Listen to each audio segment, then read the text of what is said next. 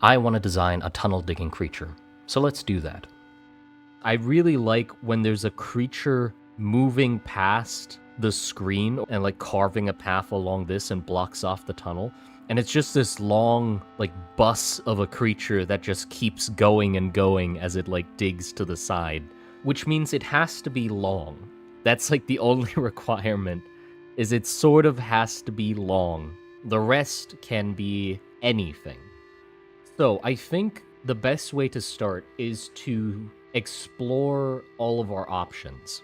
The way it digs is going to be the most influential part of its design. So, how dig? We wrote down a fair few options, knocking out the obvious ones first, claws, drills, acid, but none of the ideas of how it dug stood out to me in particular at the moment yet, so we decided to look elsewhere. What is it? Well, obviously it can be a creature. It could also be a construct, a mix. It could be a mix of the two. We could make it some sort of cursed creature where it was modified to be able to do this. It could also be like bio-augmented. I don't know why, but I'm thinking, because of this drawing, I'm thinking of like a giant clam. Yeah, I think a clam could be fun. I'm still thinking about the digging though. Like, the digging's the main crux. I just don't find claw digging that interesting. We ended up exploring the idea of a giant clam that shits concrete to reinforce the tunnels behind itself, but that didn't really go anywhere. I still felt like I could squeeze more out of the concept, and we ended up finding that spark after going off on a tangent about an old concept I had for concrete-eating termites. What if, okay, we're thinking about it as like one giant creature. What if we do a lot of small creatures? Not like just send a bunch of them and have them go haywire. I mean, like, if they only get to a certain size, like they can't get them any bigger.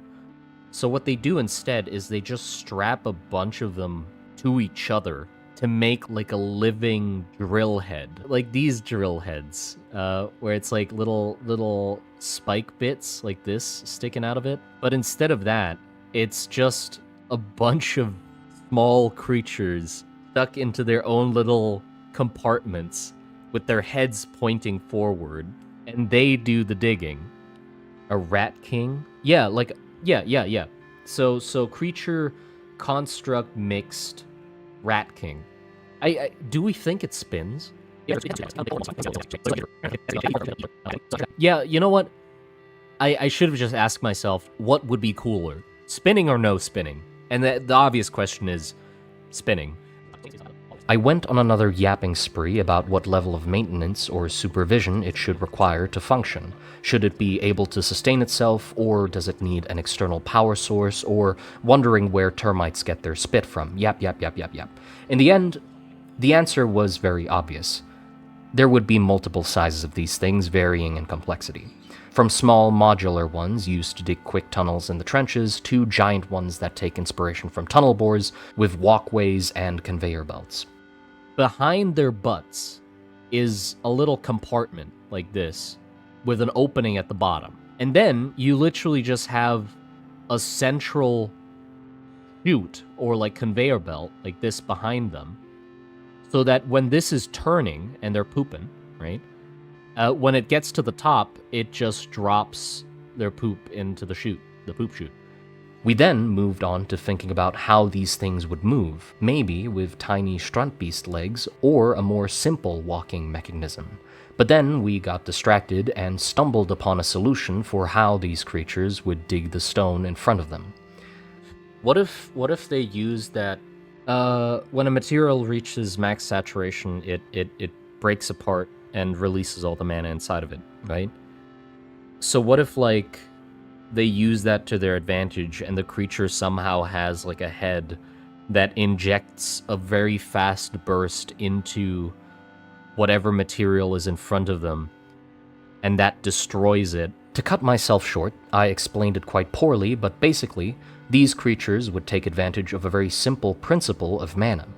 Every material can hold an amount of mana, and if a material exceeds its max mana saturation, it violently releases all the mana it holds.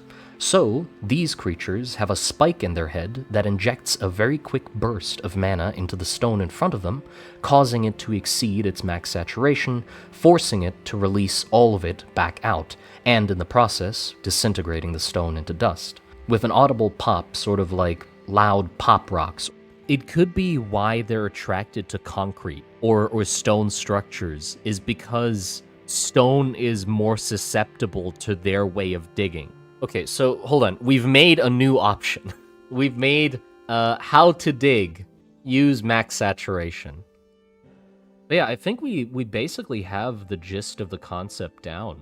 It's a mix of a creature and an automaton, where the front half is giant captured bug creatures that use micro blast charges to explode parts of the walls. We did continue adding to the idea after this, but that basically summarizes it. An industrial drill with living creatures serving as the head. The next stream, I chose to design the creature that goes into the drill, coming up with this by the end, and I was quite happy with the design. The spike that it uses to break the rock like a magic jackhammer, and its mantis-like arms that serve as a face shield, and also to sweep the debris into its mouth. But after a while, I realized I was still unhappy with it, and after thinking it over a bit, I realized why. I like it, but because I designed it without taking the drill into consideration, the design doesn't really work for the drill. Even though I expressed a lack of interest in the stream for simpler styles of digging such as claws or big old mouths, I can't deny that they are excellent at actually conveying the ability of a creature. If you see a creature with big claws or a giant mouth, you know immediately that they could use those to dig, in contrast to this. If I hadn't explained to you that the spike on this creature can destroy rock using magic, it would be hard to discern what it can actually do, and that meant that if I slapped a bunch of these things on the head of a drill, compared to this, which one looks more like a world-eating drill? So I'm going back to the drawing board with the creature and designing it in tandem with the drill to make sure it looks good both separate and together. I am playing around with the idea of keeping the claws but changing their shape to make them look more like jaws, and also with a way to make the spikes more prominent without having them stick too far out of the front. I hope you enjoyed that video. I made it as a proof of concept.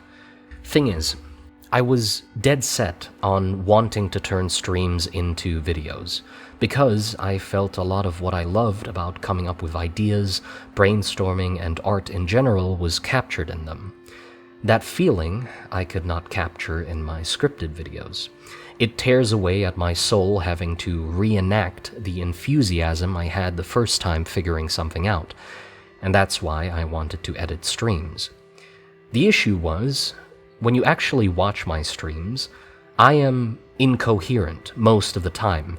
My sentences are a jumbled mess of words that horribly attempt to convey what I think, which meant that it was nearly impossible to edit them together into anything even remotely usable. And that led to frustration, because I was comparing myself to some other streamers who seem to have this ability to speak so eloquently that they can simply cut clips out of their streams and turn them into videos.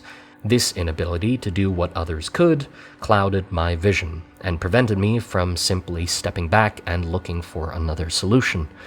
Luckily, eventually, I came to terms with the fact that I can't just magically change the way I talk, so I had to find a way to work with it.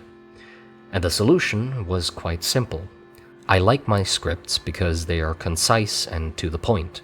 I hate having to convey false emotions and discovery in my scripts.